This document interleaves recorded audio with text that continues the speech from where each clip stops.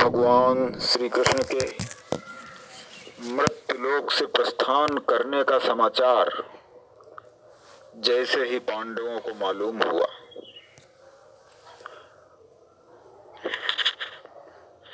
उन्होंने अभिमन्यु के पुत्र परीक्षित को राजगद्दी सौंपकर स्वर्गारोहण के लिए प्रस्थान किया। महाराजा परीक्षित ने कलयुग के वशीभूत होकर एक दिवस वन में ऋषि समीक का अपमान किया और उनके पुत्र संगी ऋषि के द्वारा महाराज परीक्षित को 7वें दिन मृत्यु का श्राप दिया गया। महाराजा परीक्षित ने 7 दिन उपवास और भागवत श्रवण करके व्यतीत किए और 7वें दिन तक्षक के काटने से अपनी पार्थिव देह का त्याग कर दिया। उसके पूर्व उन्होंने अपने पुत्र जन्मेजय को राजगद्दी सौंप दी। जन्मेजय ने नागों के विनाश का संकल्प किया और नागदाह यज्ञ की तैयारी प्रारंभ कर दी गई।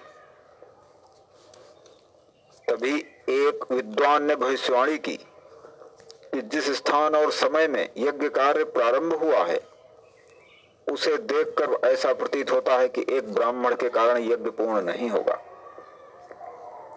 किंतु जन्मेजय ने यज्ञ का कार्य जारी रखा। याजक काले वस्त्र पहनकर यज्ञ करने लगे और सर्पों के नाम लेकर अग्निकुंड में आहुतियां देनी प्रारंभ कर दी गईं और असंख्य सर्प अग्नि की ज्वाला में गिरकर भस्म होते गए। ऐसा देखकर तक्षक घबरा गया और देवराज इंद्र की शरण में गया। यज्ञ के प्रभाव से नागराज वासुकी को भी चक्कर आने लगे और उनकी रक्षा के लिए सभी देवगण ब्रह्मा जी के पास पहुंचे। ब्रह्मा जी ने कहा कि ऋषि जरत्कारु ने वासुकी की बहन जरत्कारु से विवाह किया था। उनके पुत्र आस्तिक सर्पों की रक्षा कर सकते हैं। तब माता जरत्कारु ने आस्तिक से अपने भाई वासुकी को बचाने की प्रार्थना की। आस्तिक तुरंत यज्ञ स्थल पर पहुंचे और राजा जन्मेजय, ऋत्विजों आदि की स्तुति प्रारंभ कर दी। आस्तिक ने जन्मेजय के यज्ञ की तुलना युधिष्ठिर, यमराज, शशबिंदु, ब्रह्मा, इंद्र, वरुण देव आदि के द्वारा किए गए यज्ञों से करके कहा कि जन्मेजय का यज्ञ इन सभी यज्ञों के समान श्रेष्ठ है। आस्तिक की प्रशंसा सुनकर सभी लोग प्रसन्न हो गए। जन्मेजय इतना अधिक प्रसन्न हुए कि उन्होंने आस्तिक से मनवांछित वर मांगने के लिए कह दिया। लेकिन ऋत्विज ने कहा कि वर देने से पहले तक्षक को अग्नि में गिरने दिया जाए।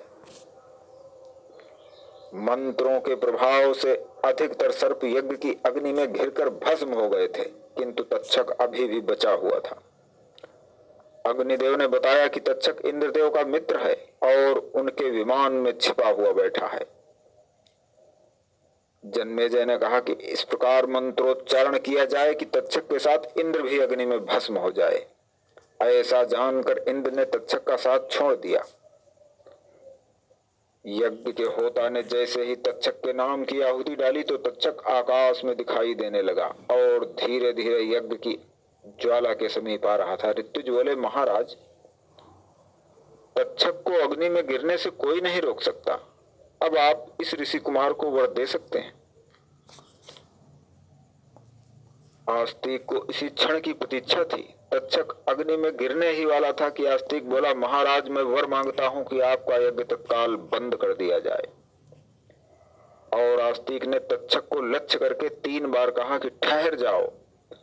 ऐसा कहते ही तक्षक अधर में ठहर गया। जन्मेजय वचनबद्ध थे।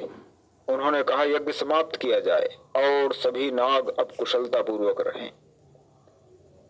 ऐसी आज्ञा देते ही यज्ञ रुक गया। चूंकि आस्तिक ने तक्षक समेत सभी सर्पों की रक्षा की थी, इसी से प्रसन्न होकर वासुकी ने उनसे वर मांगने को कहा। आस्तिक ने मांगा कि जो भी मेरे इस उपाख्यान का पाठ करे उसे कभी भी सर्पों का भय न हो। तब नागराज वासुकी ने असित, आर्तिमान और सुनीथ नाम के 3 मंत्र दिए, जिनका पाठ करने से मनुष्य को सर्प का भय नहीं रहता।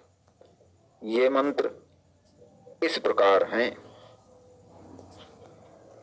यो जरत्कारुणा जातो जरत्कारो महायशाः आस्तिकः सर्पसंरेवः पपन्नगान्योऽभिरक्षत् तं स्मरन्तं महाभागा न मां हिंसुतुम् अर्हत्।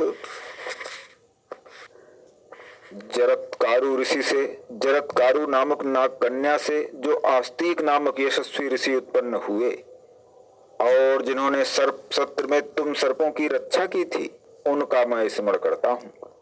महाभाग्यवान सर्पों, तुम लोग मुझे मत डसो।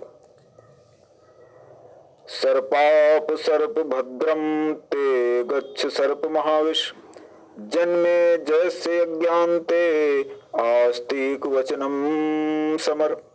महाविषधर सर्प भाग जाओ, तुम्हारा कल्याण हो। जन्मेजय के यज्ञ समाप्ति में आस्तिक को तुमने जो वचन दिया था उसका स्मरण करो। आस्तिकस्य वचः श्रुत्वा यः सर्पो न निवर्तते शतधा भिद्यते मूर्धनि शींश वृक्ष फलम तथा। जो सर्प आस्तिक के वचन सुनकर भी नहीं लौटेगा, उसके फन के शीशम के फल के समान सैकड़ों टुकड़े हो जाएंगे।